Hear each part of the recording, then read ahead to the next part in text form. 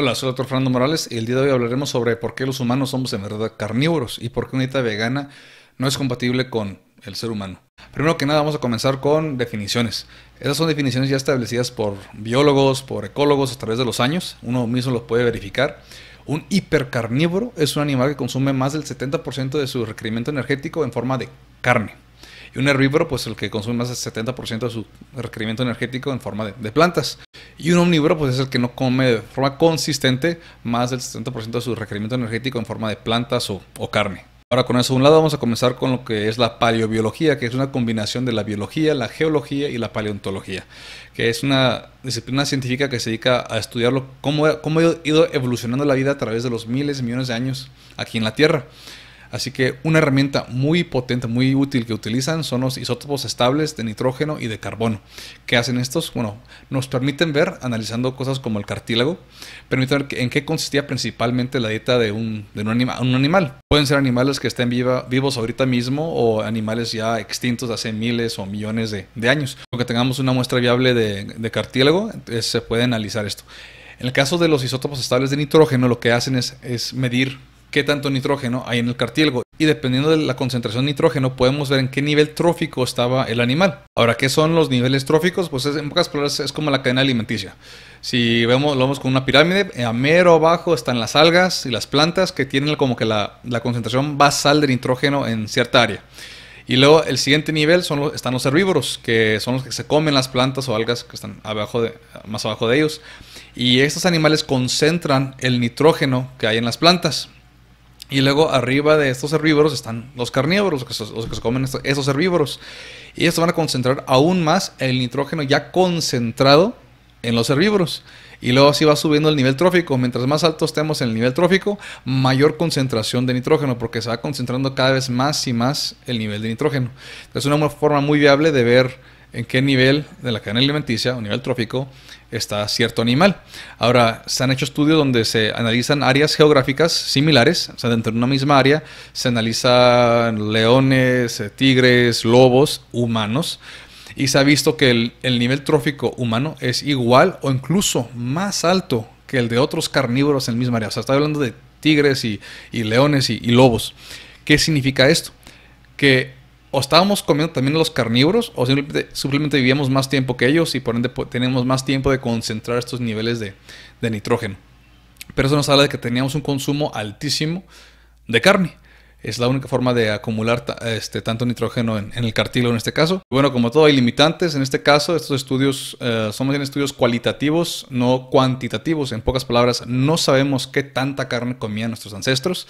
Solamente sabemos si comían mucha carne o no. Y lo que vemos una y otra vez en la naturaleza, mientras más arriba esté uno en la cadena alimenticia, más carne consume. No va a estar perdiendo su tiempo comiendo pasto en las llanuras por horas acumulando y comiendo todo tipo de planta. Ahora, otra cosa que nos dice el récord fósil es que hace alrededor de unos 10.000 años, que fue cuando comenzó la revolución agrícola, que por cierto la última era de hielo terminó hace alrededor de unos 11.700 años. Lo que empezamos a ver ahí es que junto con el aumento del consumo de plantas de forma dramática, empezamos a ver problemas de salud en los humanos, en los fósiles. Empezamos a ver que el cerebro disminuyó un 11%. La estatura también disminuyó. El promedio antes era de 1.88 a 1.95 metros. La estatura promedio era más o menos eso. Eso fue disminuyendo. También vemos que aparecen problemas como caries y abscesos dentarios en las regiones de Egipto. Entonces, algo pasó aquí que llevó al deterioro de la salud de los humanos. Entonces, si un animal está perdiendo estatura, su masa cerebral está disminuyendo, si están apareciendo enfermedades que antes no tenía, eso me habla a mí y creo que a muchas personas que ese es un animal enfermo, no está mejorando su salud ni nada, algo está pasando ahí. ¿Y qué es lo que vemos aquí? Más que nada vemos un cambio drástico en nuestra alimentación, porque el ser humano evolucionó para ser hipercarnívoro. Desde hace 4.5 millones de años empezamos a consumir principalmente carne y nos convertimos en carnívoros especializados. Y esos argumentos de que no somos depredadores porque no tenemos dientes de depredador, no tenemos garras como ellos, no tiene sentido. ¿Por qué? Porque nunca tuvimos la presión positiva evolutiva de desarrollarlo. Porque ¿qué teníamos los humanos? Pulgares y un cerebro grande para poder desarrollar armas y cazar animales. Entonces no requeríamos de garras ni de dientes filosos para matar a estos animales. Teníamos otras herramientas para hacerlo. Por ende, no había esa presión evolutiva para desarrollar las garras y los dientes de animales carnívoros. Y nuestra carne preferida eran los animales grasosos. Me refiero a los mamuts, a los mastodontes. Era nuestro animal preferido. No nos gustaba tanto comer los animales pequeños, ágiles, de carne magra, como los venados. No proporcionaban la misma cantidad de energía que un animal grasoso, porque el retorno energético al comer grasa era muchísimo mayor que estar cazando estos animales más pequeños. También es mucho mayor que estar perdiendo tiempo recolectando de que plantas, tubérculos, porque el retorno energético de eso es mucho menor. Las plantas de esos entonces no son como las de ahora. Las hemos criado selectivamente en la modernidad para hacer las frutas y vegetales que hoy conocemos. Y antes estos tubérculos eran principalmente fibrosos, no tenían el nivel de almidón que tienen hoy en día. La papa, el camote, el betabel, la zanahoria de hoy en día es puro almidón prácticamente, es azúcar al final de cuentas. Antes no, era fibroso. Y eso es lo que nuestro intestino fermentaba para generar algo de ácidos grasos, que después hablamos un poco sobre eso.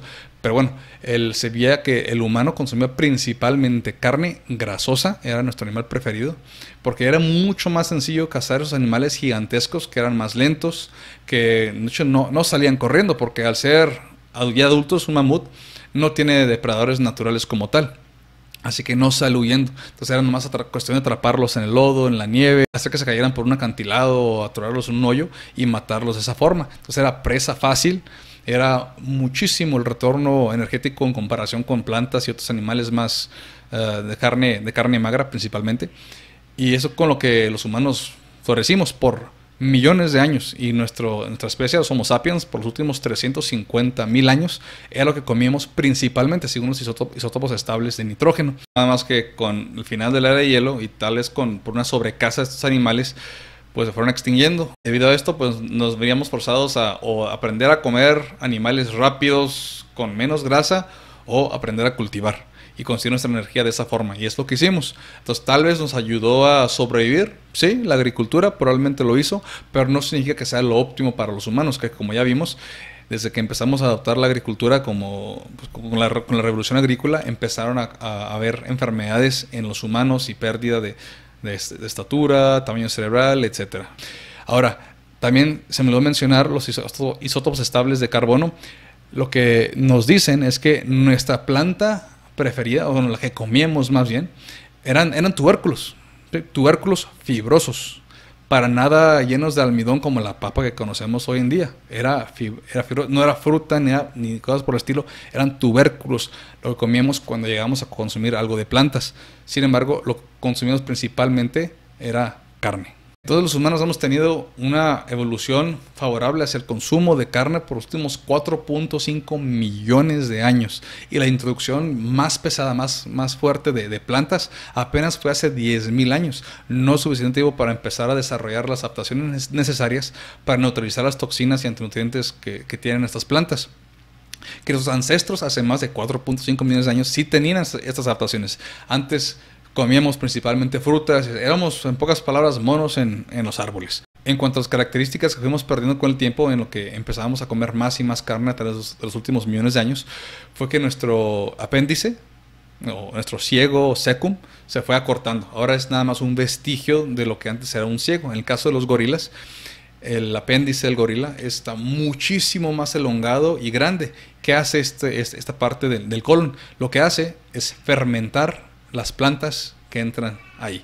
En pocas palabras, entran las plantas que son fibra, y las bacterias que están localizadas dentro del apéndice del ciego fermentan esta fibra y producen ácidos grasos de cadena corta. Y esas grasas es lo que absorbe el gorila. De hecho, el 70% de las calorías que recibe el gorila son en forma de grasa, y el otro 30% es en forma de proteína, que es cuando se mueren estas bacterias y el intestino del gorila absorbe la proteína. Entonces el mismo gorila consume 70% grasa y 30% proteína.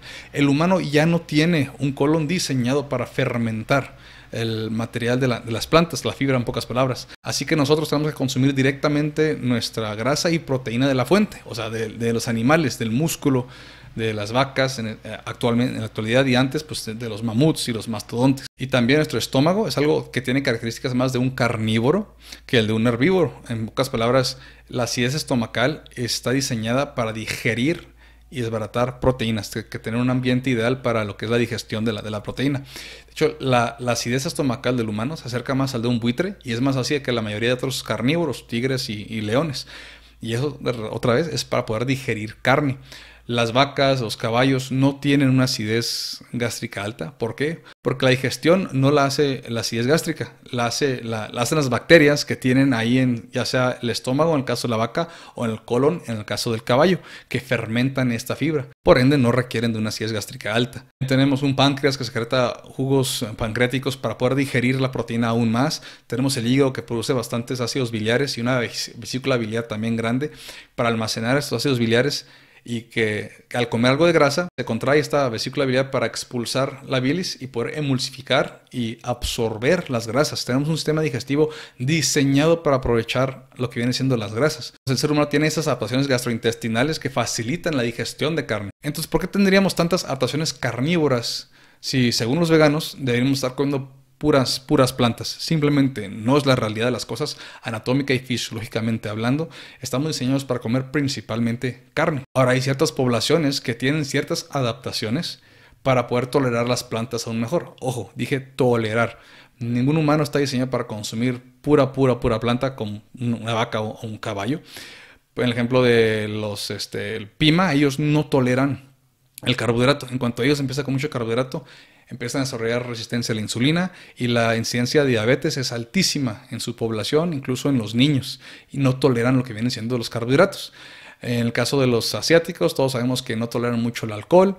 En el caso de los nórdicos, sabemos que ellos pueden tolerar lo que viene siendo la leche mucho más que otras poblaciones. Sabemos que ellos no desarrollan resistencia a la insulina tan fácilmente como otras poblaciones, como los hispanos. De hecho, en Europa toleran más lo que viene siendo el trigo, y el gluten, este tipo de cosas, que otras poblaciones. Hay menos inflamación, menos daño a través del tiempo, pero son adaptaciones pequeñas. No están diseñados ellos para consumir esto como su principal fuente de energía. Todavía les genera daño. Simplemente ellos han evolucionado un poquito para mitigar un poco el daño, pero nada más. Tarde o temprano, el daño se va a manifestar en su salud. Ahora, fisiológicamente hablando, el humano está en un mejor estado de salud cuando está en un estado glucagónico y no en un estado insulínico. ¿Qué es esto? Un herbívoro está en un estado insulínico principalmente. En este caso, las vacas están comiendo 16 horas al día pasto. Come. Y un estado insulínico, la insulina es una hormona anabólica que se crece. O sea, acumula grasa, va acumulando. Mientras un animal carnívoro está principalmente en un estado glucagónico.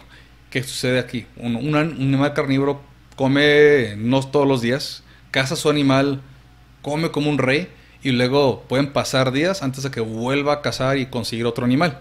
Pero ya en esos días donde no está consumiendo nada de carne, se libera el glucagón. ¿Qué es el glucagón? Pues es una hormona que hace lo opuesto a la insulina. Empieza a movilizar la grasa para utilizarla como energía. Empieza a crear azúcar a partir de los aminoácidos de la proteína que haya ingerido el animal. Y es lo que usan los carnívoros como su fuente principal de energía. Entonces eso es lo que es el estado glucagónico. Es un estado catabólico en donde empezamos a desbaratar la grasa que habíamos almacenado, a movilizar algunas de las proteínas que tenemos ya sea en los músculos o en la carne que hemos consumido, para usar esto como fuente de energía, y es lo que hacen los carnívoros. Y el humano se ve que si está en un estado glucagónico tiene un mejor estado de salud que cuando está en un estado insulínico, que es cuando empezamos a ver problemas como la resistencia a la insulina, que de ahí surgen las 1001 enfermedades crónicas degenerativas que tenemos hoy en día, como la hipertensión, la diabetes, el Alzheimer, problemas articulares, en fin. Si estamos en un estado insulínico, aparecen muchísimos problemas de salud. Así que cuando revertimos todo eso y comemos principalmente carne, se revierte tanta enfermedad. ¿Eso qué nos está diciendo? Que no estamos diseñados para estar comiendo como herbívoros 16 horas al día.